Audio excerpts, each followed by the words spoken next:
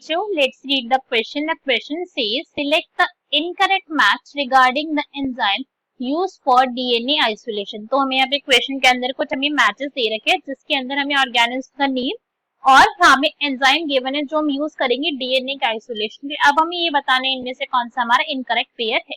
तो क्वेश्चन को स्टार्ट करते हैं. हमारे सबसे पहले हमारे क्वेश्चन को सॉल्व करने का की कॉन्सेप्ट देखेंगे. की कॉन्सेप्ट.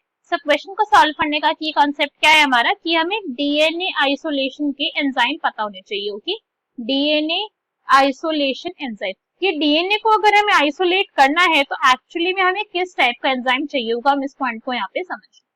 तो अगर हम बोल रहे हैं कि हमें क्या करना है, डीएनए को आइसोलेट करना है, तो ये पॉइंट तो हमें पता है भाई कि डीएनए कहाँ पे प्रेजेंट होगा. डीएनए अगर हमारा एक यूकैरियोटिक सेल है तो न्यूक्लियस के अंदर प्रेजेंट होगा, राइट. अगर मैंने बोला कि एक यूकैरियोटिक सेल है तो ये उसके न्यूक्लियस में होगा. ये क्या है, न्यूक्लियस है एक यूकैरियोटिक सेल का. और अगर मैंने बोला कि अगर एक प्रोकैरियोटिक सेल है तो उसमें न्यूक्लियोइड में उसके साइटोप्लाज्म में फ्रीली इस तरीके से यहाँ पे प्रेजेंट होगा. ठीक है, ये भी क्या है हमारा न्यूक्लियोइड के अंदर हमारा डीएनए जो है वो प्रेजेंट है ऑर्गेनिज्म का. ये अपने आप में एक प्रोकैरियोटिक सेल है, दिस इज प्रोकैरियोटिक.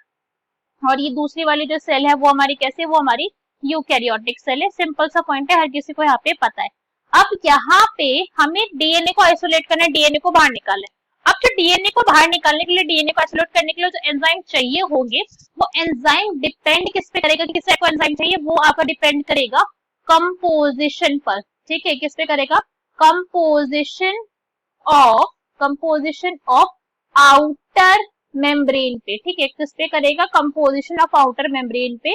कि जो हमारी आउटर मोस्ट है, ठीक है, आउटर भी नहीं, आप आउटर मोस्ट समझो इसको. जो आउटर मोस्ट मेम्ब्रेन है वो कैसी है, बिकॉज आउटर तो न्यूक्लियस की भी हो सकती है ना, आउटर मोस्ट की बात कर रहे हैं जो सबसे बाहर होगी, उस वाली लेयर की हम बात करें. जैसे फॉर एग्जांपल जो फर्स्ट हमें क्वेश्चन के अंदर देखा, अब इनको समझ के हम क्वेश्चन समझते हैं. फर्स्ट हमें यहाँ पे गिवन है फंगी. तो अगर हम फंगी की बात करें, फंगी के केस में कोई ऐसा नहीं होता कि वहां पे कोई सेल वॉल प्रेजेंट है, ऐसा नहीं, सेल मेम्ब्रेन ही प्रेजेंट होती है नॉर्मली. तो वहां पे सेल मेम्ब्रेन प्रेजेंट है, ओके, जिसको हम प्लाज्मा मेम्ब्रेन भी कह सकते हैं. और ये सेल मेम्ब्रेन किसकी बनी होती है, ये काइटिन की बनी हुई होती है.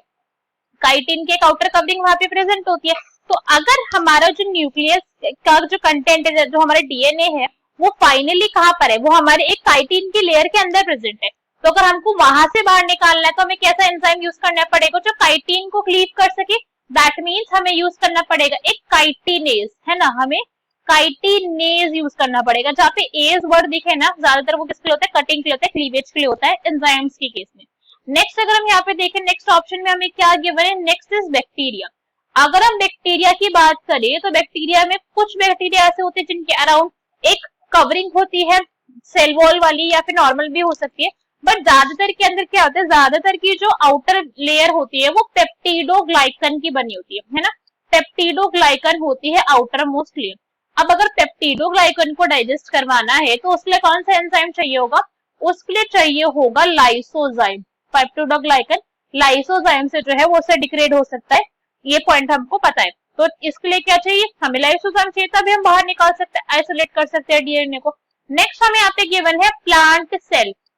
ठीक है, तो अगर हम प्लांट सेल की बात करें, प्लांट सेल के लिए सबसे आउटर मोस्ट स्ट्रक्चर क्या होगा, वो होगी सेल वॉल, है ना, सेल वॉल होगी. और सेल वॉल के अंदर किसकी कंपोजिशन, सेल वॉल की कंपोजिशन में क्या होता है, यहाँ पे प्रेजेंट होता है सेल्यूलोज प्रेजेंट है, यहाँ पे पेक्टिन प्रेजेंट होता है, यहाँ पे मैग्नीशियम पेक्टेट होता है, कैल्शियम होता है, उनकी डिपोजिशन होती है.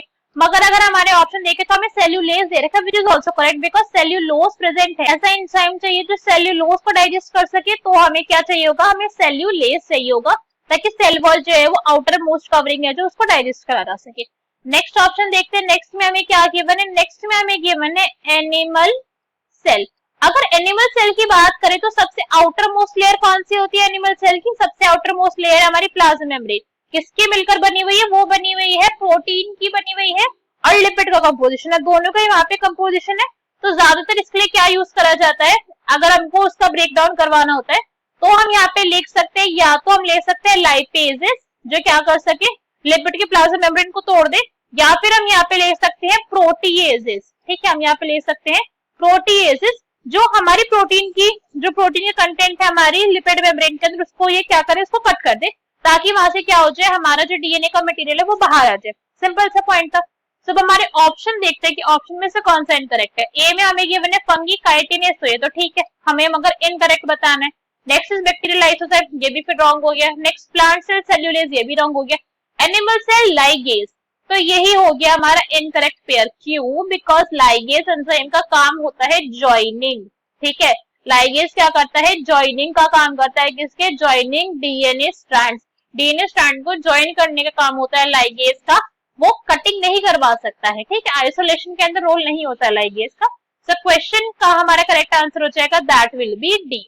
I hope you understood the explanation well. Best of luck, thank you.